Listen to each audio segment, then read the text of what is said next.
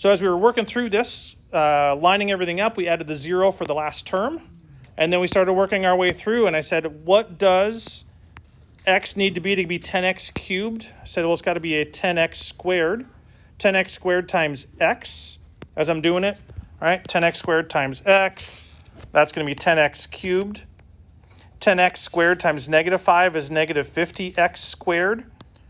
And then I'm going to subtract the whole line. So I'll have 10x cubed minus 10x cubed, that's 0. I'll have -5x squared minus a -50x, that's positive 45x squared. Then I'm going to bring down the 20x. What do I need to make x to get 45x squared? I need it to be a plus 45x. So 45x times 45, or 45x times x is 45x squared. 45x times -5 is, and that's 225x. Oh, sorry, this is a 45x squared. I'm going to subtract the whole line. This subtracts to 0. 20x minus a -225 is plus a positive, so that's 245x. Bring down the 0, 0. Then this needs to be plus 245, so that'd be 245x minus, and that's 1225. Going to subtract that whole row. I end up with 0 here. Minus a -1225 is positive 1225. That's my remainder. So my remainder when I'm doing the problem is going to be at the end of my equation plus 1225 out of whatever I was dividing by, x minus 5. Since I have a remainder, that means that the x minus 5 over here is not a factor of this equation. If it is, then my remainder would be 0. And graphically speaking, what I'm doing when I'm finding factors is I'm finding the zeros and I'm finding the roots. So roots and zeros are going to be synonymous. And what that means on a graph is if my factor was x minus 5, if, it isn't in this case, but if it was, then at x equals 5, I have what's called a 0. Why? Because if I put 5 into that x right there, 5 minus 5 is 0. So x minus 5 would be called the factor. X equals 5 would be called the 0 or the root.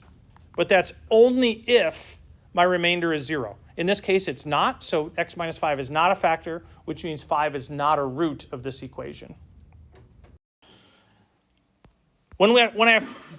Again, going back to when we did this a long time ago, when you're doing dividing or you're doing fractions within fractions, there was a phrase that you may remember that when you divide by a fraction, it's the same as multiplying by a reciprocal.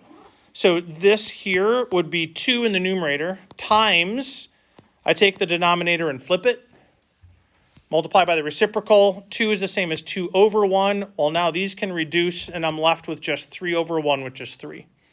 I do the same idea here when I'm dealing with complex fractions. So I'm going to have 2x over 27y squared times, and I take what was in the denominator and flip it, 9 over 6x squared. And when I'm only multiplying and I'm only dividing and I only have factors, that's when I can start to do like reducing of things.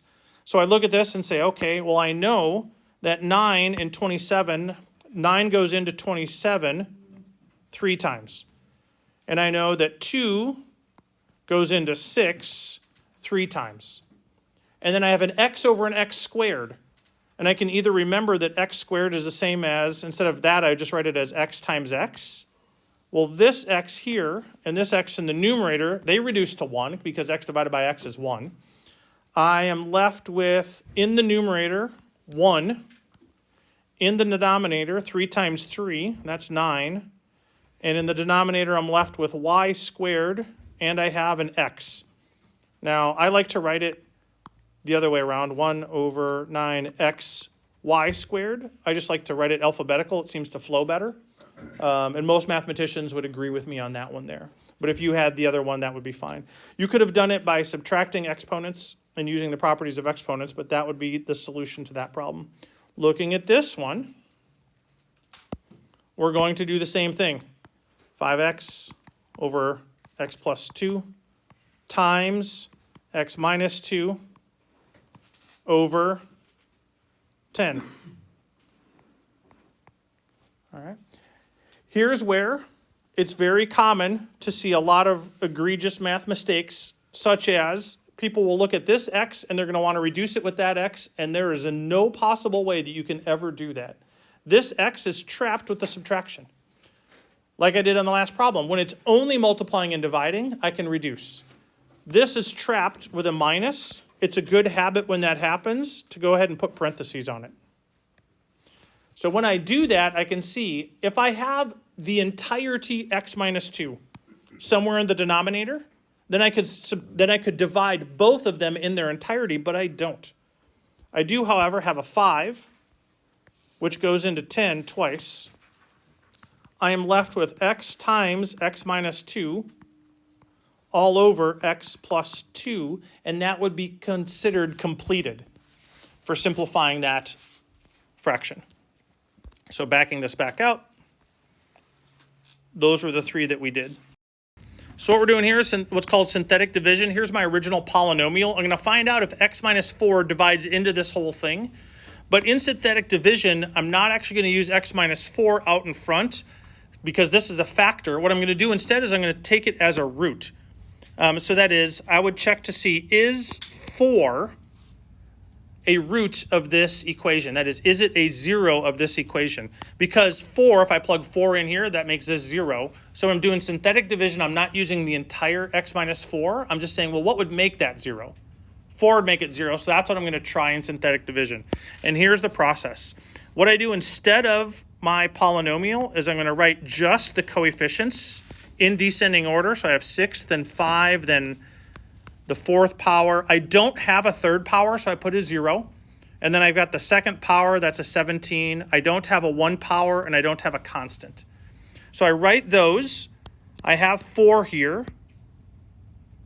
And I'm going to then do this. And what people tend to like about synthetic division is it doesn't use subtraction, it uses addition. So I start with the 4, and I bring it down to here, 4. And then I take 4 times 4, and I write it up here as 16. All right, and then the next thing I do is I add. All right, so I'm going to add negative 25 plus 16, and that's negative 9. And then I do the same process. 4 times negative 9 is negative 36. Negative 36 plus the 34, that's 35. This number up here, I copied it down wrong. It's a 35. I copied it down wrong because it was the 4th root, so I saw the 4 and I threw it on there. That's better. Okay.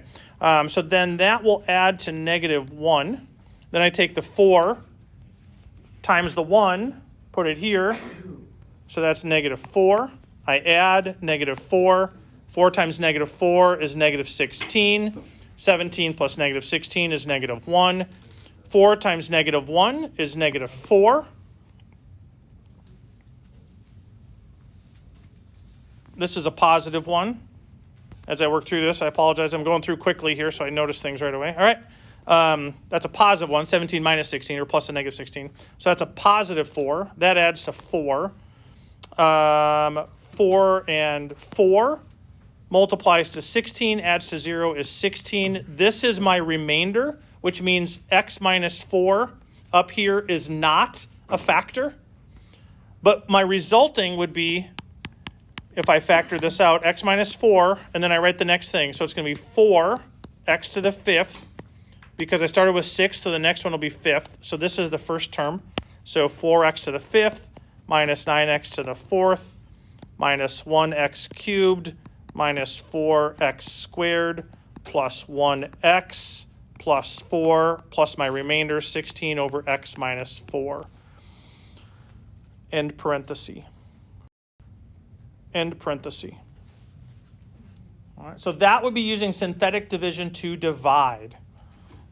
What we're going to do, sorry about that, next is the following problem in class. You're going to see if, where am I going? We're going to try this one. X to the 4th plus 2x cubed minus 11x squared plus 32. Is it divisible by x plus 2? That's the question we're going to figure out in class. Yeah. They just assumed for me, and I was like, you know what, whatever. Joke's on them.